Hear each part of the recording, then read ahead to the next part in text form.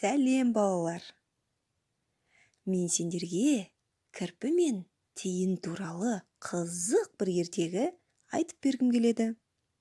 Орманда кірпі мен тиын дос болыпты. Олар жаз бойы өтте жақсы көңіл күй көтеріп, серуендеп, гүл теріп, дос болып тату-тәтті өмір сүріпті. Бір күні кірпі қатты ауырып қалыпты. Оның ауырып қалу себебі неде деп ойлайсыңдар? Кірпі не үшін ауырып қалды екен? Дұрыс, балалар. Қазір күз мезгілі келді ғой. Қатты жауынның астында кірпі тиын екеуі серуендеуге шыққан. Сол кезде ауырып қалуы мүмкін. Иә, балалар? Кірпі ауырмас үшін оның қолында не болу керек деп ойлайсыңдар? Жауын-шашынның кезінде. Мына суретке назар аударайықшы. Қол. Адамның қолы, иә?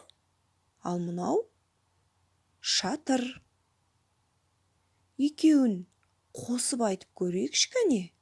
Қол мен шатырды. Бірге. Қол шатыр.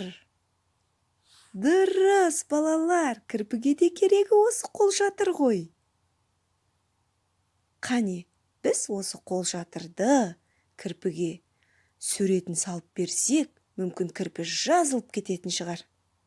Иә, балалар, алдымызға қағазымызды, бояу қаламымызды алып, бірге салайық.